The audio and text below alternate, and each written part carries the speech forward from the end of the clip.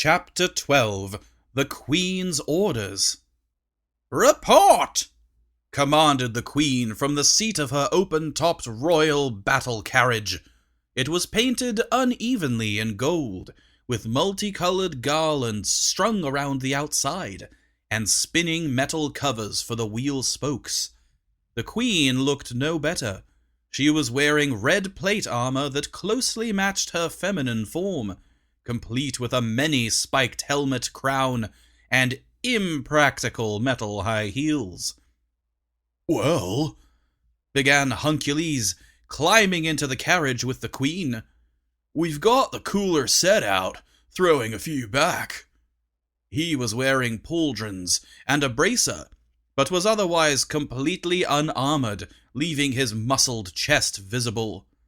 "Got a poker game going in Fixer's tent. Some of the men say your armor looks super hot, but I say you look like a—" "Not you!" bellowed the Queen. "The General!" "Your Majesty," said a man with clear diction, close-cut brown hair, and a red coat with golden epaulets. "The archers are positioned behind the swordsmen in line formation. The cavalry is removed and organized. Our scouts are ready to engage in field reconnaissance." The Queen's royal guard consisted of about 200 archers, and the same of swordsmen. 50 horsed spearmen formed the cavalry. All were armored in at least leather, and many of the swordsmen had full steel plate. "No, General," said the Queen. "That'll take too long. I want the dwarves taken out fast. I order a full-on charge." "Your Majesty, I highly advise against that," said the General impatiently. "Sending our soldiers before we identify the locations of the enemy men and possible traps will put them at unnecessary risk, and there is no purpose in cavalry charging a house." The dwarves' house sat at the bottom of an unwooded glen in the midst of the deep forest.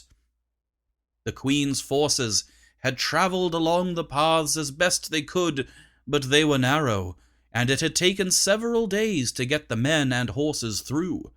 The possibility of traps was high, given the time involved.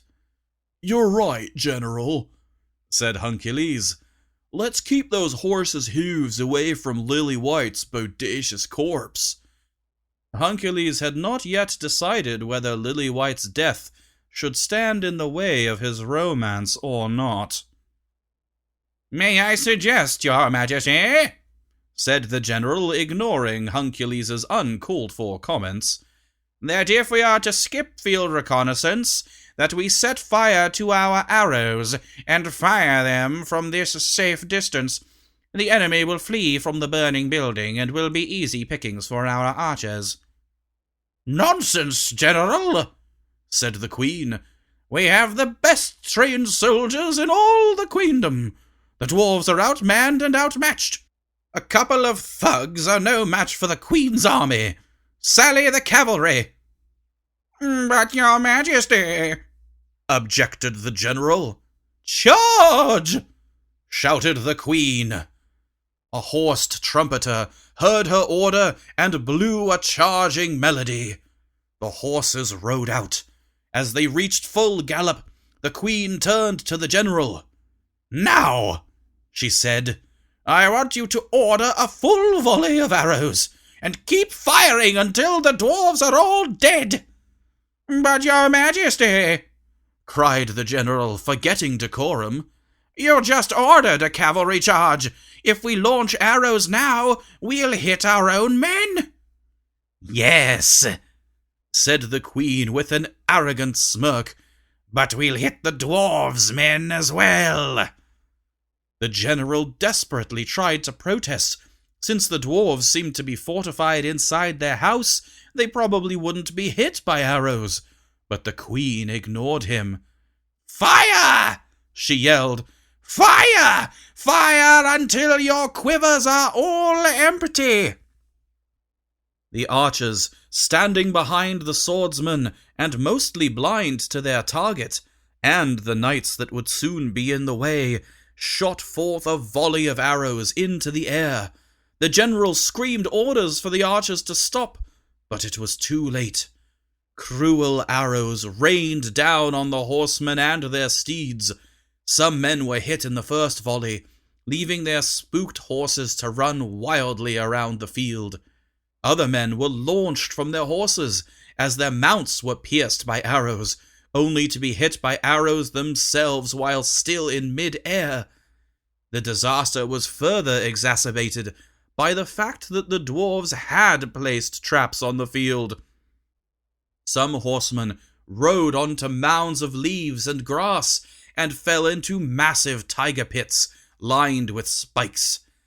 Those few brave soldiers who survived long enough to reach the dwarf house had the misfortune of finding that a spike fence lined the perimeter. The spike fence spoken of here is what is called a cheval de frise, chevaux de frise in the plural. This word, however, would be understood by few. Some ordered their horses to jump the fence, and their horses and men were impaled on the spikes. The dwarves shot arrows at the others. The dwarves shot arrows into all the dying men for good measure. Double tap. Sounds of cheers could be heard from inside the dwarves' house as it became clear that the charge had ended with the death of every last horseman. Many arrows were lodged in the roof of the house, though whether any had penetrated the roof, no soldier could say. "Huncules!" yelled the queen, her eyes wide with panic.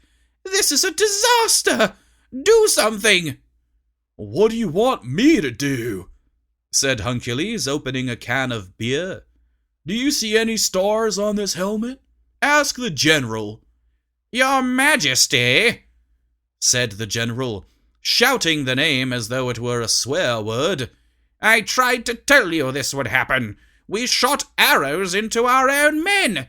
What did you think was going to happen?" "Why didn't you tell me that?" demanded the queen.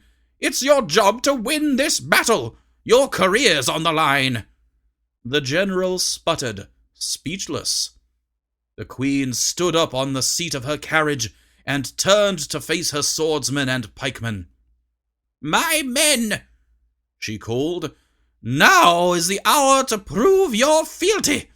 Are there men among you who still have the courage to do their lady's will? Oaths you have taken. Now fulfill them all to your queen and land.